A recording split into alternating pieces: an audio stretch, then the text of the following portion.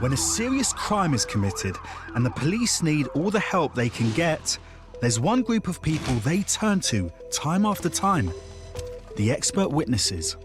An expert witness is critical because they're going to have that deep level knowledge to really determine if something stands out that doesn't look quite right. An extraordinary army of men and women with the expertise to reveal the hidden clues criminals have left behind.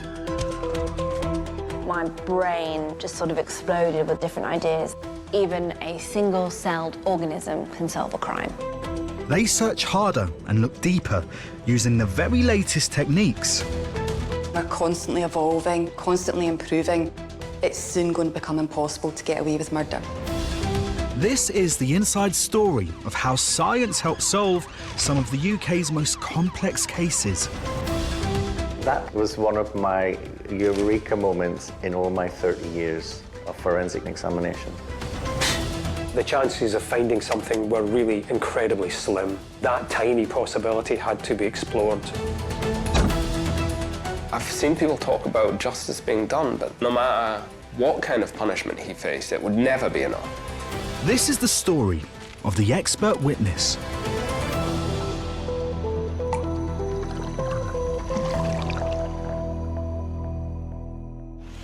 In this programme, we reveal how an expert witness helped Bristol police track down the killer of Joanna Yates. I think it's really satisfying when you're finally able to crack a really big case, especially one that's been so complex. And in Wales, we discover how the analysis of mobile phone data helps convict the men behind a brutal murder. You're under arrest on suspicion of the attempted murder of Shafi Islam. I'm pleased that justice was seen to be done.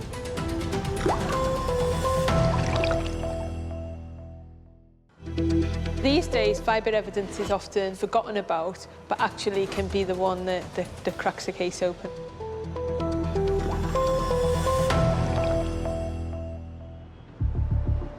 Bristol, 17th of December 2010. 25-year-old landscape architect Joanna Yates is reported missing by her boyfriend when he returns home to their flat after a weekend away. Crime journalist Ron K. Phillips took a particular interest in the story from when it first broke. He got back, there was no sign of her, but what he did find was her mobile phone, her purse and her coat. It was just so out of character. He immediately called the police, and within 4 hours, this very high-profile missing persons operation was underway. It was in all the media, and it got lots of coverage because it was Christmas and because everyone was at home. It really did grab the attention of the nation.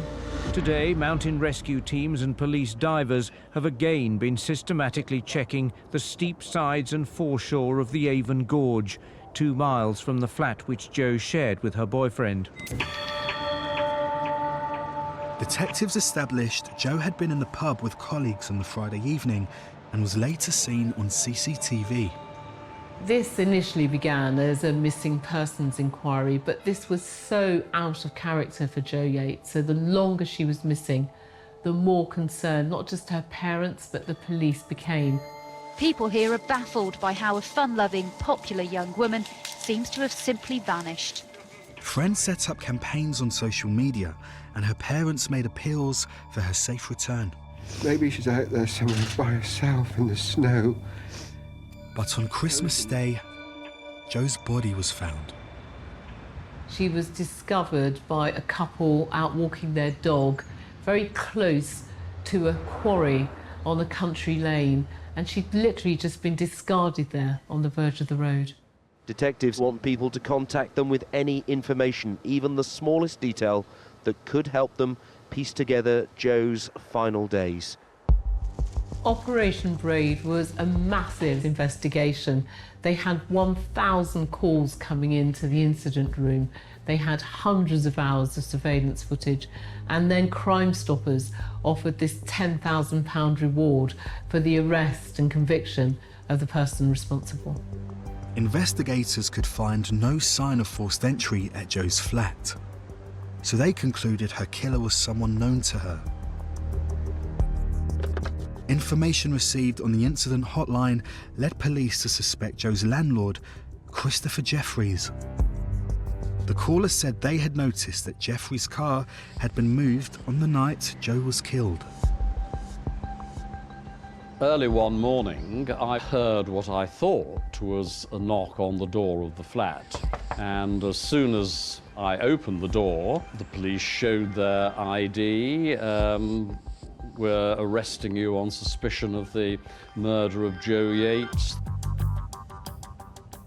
It was the emotional equivalent, I think, of a physical knockout blow, and all you can really try to do is register moment by moment what is happening, because there is absolutely no sense of perspective or what the next things that would occur might be. Detectives had plenty of questions for Jeffries, and their investigation was still ongoing. But the press was convinced they now had their man. Good evening. A retired head of English at one of Britain's top fee-paying schools has been arrested on suspicion of murdering the young landscape architect Joe Yates. The media needs a villain, and he very quickly became the villain in this case. And in some of the media reporting, he was almost guilty, and he hadn't even been charged. I knew that I was in no way involved with what had happened, but nevertheless, I was immediately taken away to the Central Police Station in Bristol and was there for 3 days being interrogated.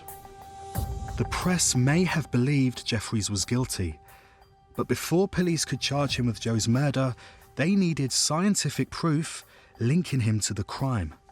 They turned to fibre expert Kelly Sheridan. The first priority was DNA evidence, but after a few days, when the evidence wasn't revealing any further leads, they contacted myself to ask whether fibre evidence could help. Kelly examined tapings taken from Joe's body and clothing to see if she could find any fibres which could then be linked to Christopher Jeffries' belongings. A taping is essentially a piece of adhesive tape, kind of like sellotape, just on a bigger scale. Once we place it on the item and remove it, its stickiness remove anything that's sat on the surface, and then we can secure it to a clear plastic sheet like this, which we can then examine under the microscope. We'll be looking to see if there's any foreign fibres that we can use as potential evidence. We're particularly interested in anything that stands out and is different, and the more distinctive those fibres are, the more interesting that they become. Tapings taken from Joe Yates' clothes immediately offered up a most interesting set of fibres. The fibres were extremely distinctive. They changed from being coloured to colourless along their length. There was multiple colours, so they came from a source that was multicoloured. We also knew from the shape of them that these fibres were cotton. Now police knew that if they could find any of these distinctive fibres on Christopher Jeffries' belongings, they could prove he had been in contact with Joe's body around the time she died. Of particular interest were tapings from the boot of Jeffries' car, as police believed Joe's body must have been transported to where she was found. The result of that examination was that we didn't find any fibres that were remotely similar. Additionally, the boot itself also sheds fibres, and we knew that because on the tapings from the boot there was lots of really distinctive grey, thick fibres. But during the examination of Joanna's tapings, we didn't find any of those fibres. That information was then passed on to the police. And with that fibre evidence, not only was it an absence of evidence, but it indicated quite clearly that she hadn't been in that boot. There was no evidence to support the allegation that Christopher Jeffries was a suspect. Christopher Jeffries was released from custody, an innocent man. I was obviously extremely impressed by the way in which the forensic examination of the evidence provided conclusive proof of my lack of involvement. And yes, it's very, very remarkable that even the tiniest thread of clothing can reveal evidence. So yes, the forensic scientists did a fantastic job. With Jeffries now out of the frame, police attention turned to other tenants who share Joe's building. Police talked to everyone within that building, and that included 32 years old Dutch-born engineer Vincent Tabak. Now, his story about where he was on the night Joe Yates disappeared began to change. He'd initially said he was at home all night. Now he was saying that he went out twice, once to take photographs of the snow and the second time to make a visit to the local superstore. The shifting alibi immediately caused police to suspect that Tabak had something to hide. Once Vincent Tabak entered the frame as a potential suspect, one of the first priorities for the police was to also tape the boot of his vehicle. We examined the first taping from the boot and the distinctive fibres just popped out straight away. And at that stage, we knew we had a link. We used a scalpel to cut a V shape around the fibre, allowing us to remove them from the tape so we can examine them in greater detail and compare them against any potential source.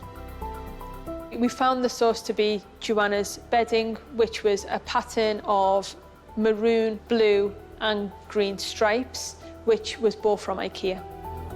All the team had to do was match the distinctive multicolour fibres from Joe's bedding to the similar ones found in the boot of Tabak's car, and the case might be solved. Unfortunately, they didn't match. And this presented a real head scratch for us.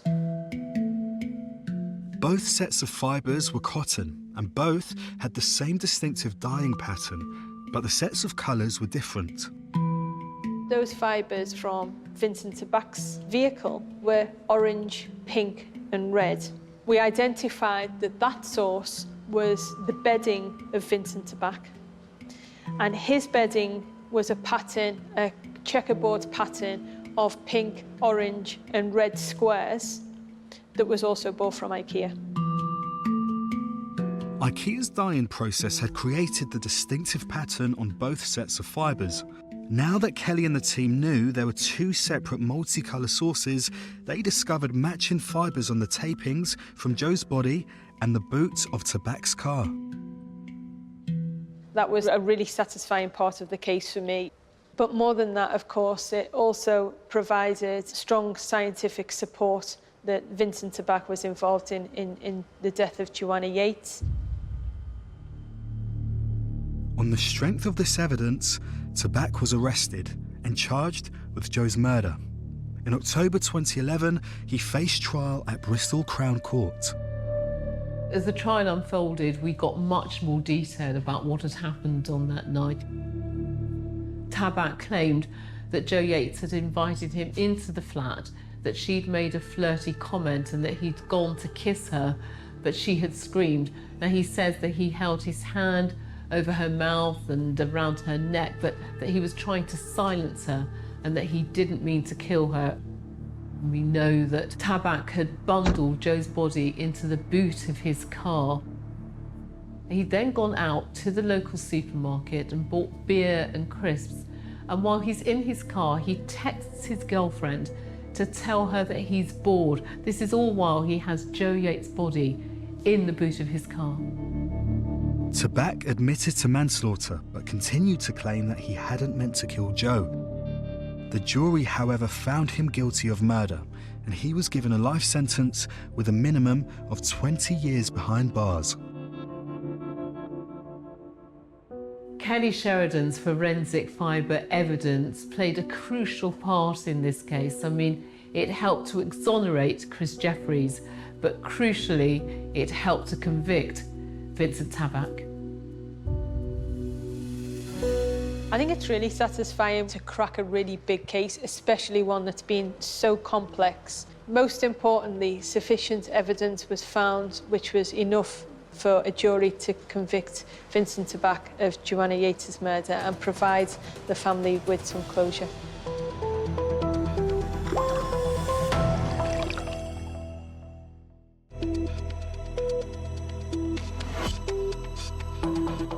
Everybody's got a mobile phone, including suspects in serious cases. The art of cell site analysis is working out the general location of that phone at the significant times in that investigation.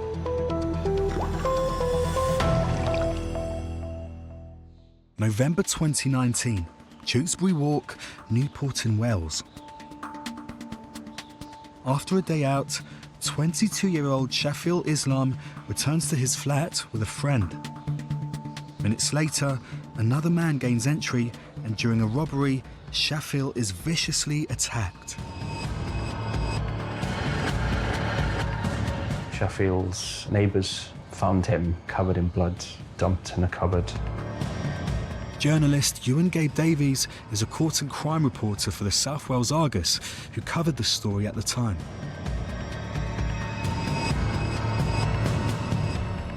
The flat had been turned upside down. It had been completely ransacked in this robbery. He'd been brutally assaulted.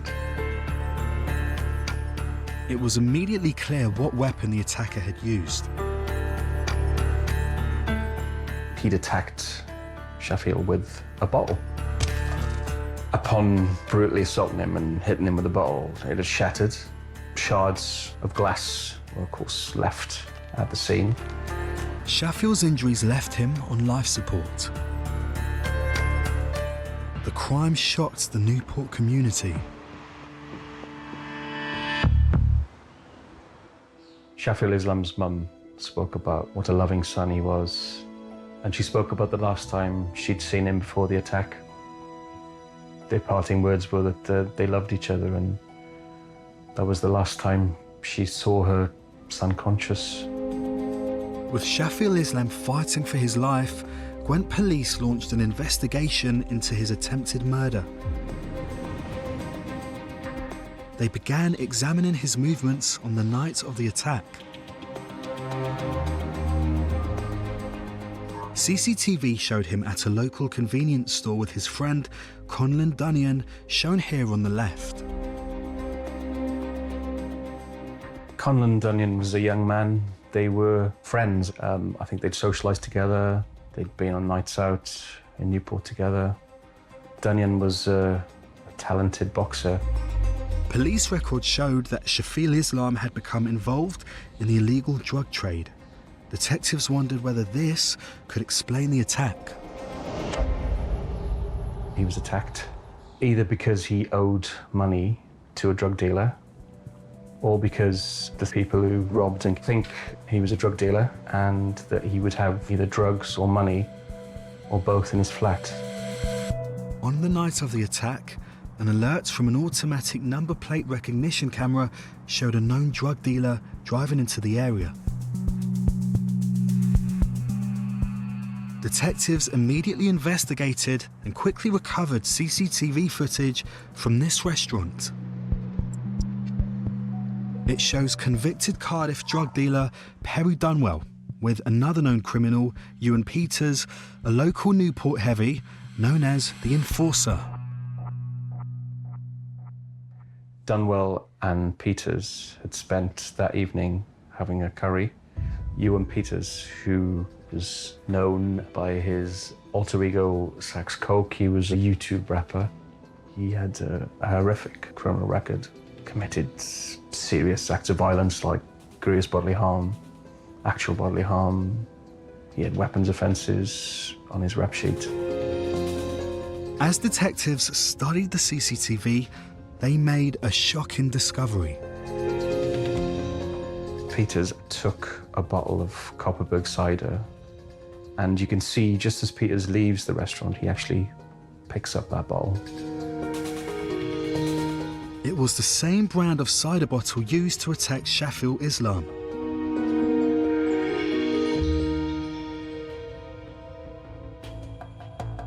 Police were now determined to piece together the movements of these two men on the night of the attack, and hoped that mobile phone records would make that possible.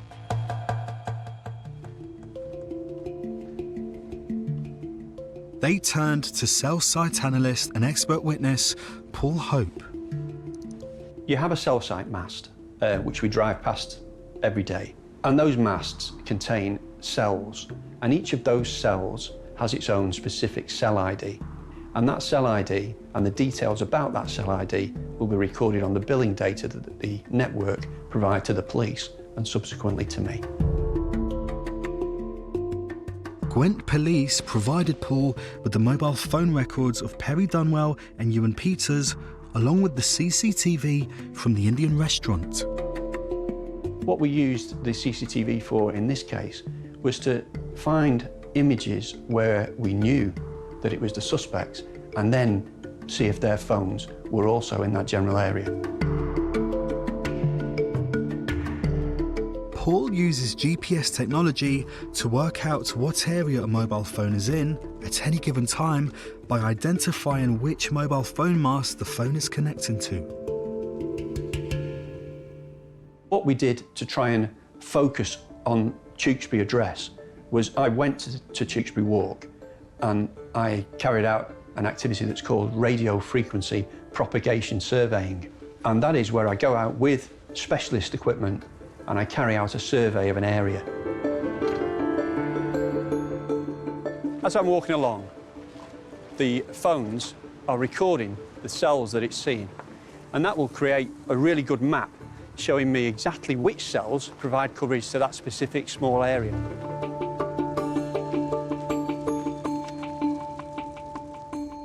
Paul then used the data recorded on location to create a map showing the geographical movement of the mobile phones belonging to Perry Dunwell and Ewan Peters. I'm taking some of the data from their phones at around the time that we know that they were in the Indian restaurant. I'm now inputting that data into the mapping system, and that is going to provide me with a map which will have dots on the map, which the colours refer to the phones, and it will have arrows coming from those dots, and that shows us the direction in which the coverage of that cell ID is being provided. Paul's analysis showed that Dunwell and Peters left the Indian restaurant and travelled to an area that included Shafi Islam's flat. But it also revealed something entirely unexpected. A text from Conlon Dunyan to Perry Dunwell just minutes before the attack. Detectives now asked, could Shaffi's supposed friend actually have been involved in planning the assault? Police had 3 suspects. There was Conlon Dunyan, who was a friend. They'd been on nights out in Newport together. Perry Dunwell, who was a convicted drug dealer, and Ewan Peters. Police further developed their theory. The orchestrator was Perry Dunwell. So he used his young friend, Conlon Dunyan, to get Shafi back at his flat. And once he was there, to leave the communal door of the flat open so Peters could go in there and rob him. Warrants were issued for the arrest of all 3 men. Hiya, mate. Detectives called first to the house of Conlon Dunyan. Anyone else in the house at the moment? Yeah, I've got... Your mum? Upstairs, yeah. All right. You're under arrest, mate, OK, on suspicion of the attempted murder of Shafi Islam. Tragically, within days of Dunyan's arrest, Shafi Islam died from his injuries. Dunyan's mother overheard him on the phone and said words to the effect, "Oh my God, if he's dead, we're looking at murder." 22-year-old Conlon Dunyan from Myers Glass appeared in court on Thursday, accused of murder, and was remanded in custody. Shafi Islam was found with serious head injuries at a property on Tewkesbury Walk last Thursday. He later died in hospital. 32-year-old Perry Dunwell from Newport and 40-year-old Ewan Peters from Cardiff both appeared at Newport Magistrates Court earlier today. Both men spoke only to confirm their names and addresses, and neither men entered any pleas. detectives prepared their case for the trial. And the evidence from expert witness Paul Hope was critical as it proved the conspiracy between Dunyan, Peters and Dunwell. There was significant contact between the suspect, who I would describe as being Mr. Islam's friend, and the suspects who I would describe as being the robbers who were waiting nearby. The first communication was between the robbers and the friend, and that would have been shortly before Mr. Islam got back to Tewkesbury. I don't know the content, but I suspect it was, "Where are you?" The next text happened just after they'd returned to Tewkesbury, and that text, I presume, would have been, "We're home now." 10 minutes later, the phones of the robbers indicates movement from an area of Newport to Tewkesbury. And as they arrive at Tewkesbury, there is a voice call from the robbers to the friend. Again, I don't know the content, but I presume that is, "We're here now, open the door." And as we know, the door was opened, and unfortunately, Mr. Islam was murdered. In April 2021, at Newport Crown Court, Conlon Dunyan, Perry Dunwell and Ewan Peters were tried for the murder of Shafi Islam. This case was taken to trial, and I gave evidence at that trial to show that the phones had converged on Tewkesbury Walk at the time that the offence was committed, and that, in turn, the offenders were present when Mr. Islam died. The cell site analysis and the work on the mobile phones was crucial evidence, and it was a key part of the prosecution case. Ewan Peters was found guilty of murder and sentenced to a minimum of 31 years in prison. Conlon Dunyan was convicted of manslaughter and jailed for 9 years and 6 months. Perry Dunwell was also convicted of manslaughter and jailed for 13 years. I'm pleased that justice was seen to be done. And I think that for the family and the friends of the victim, you know, I think it's good that they've got a bit of closure.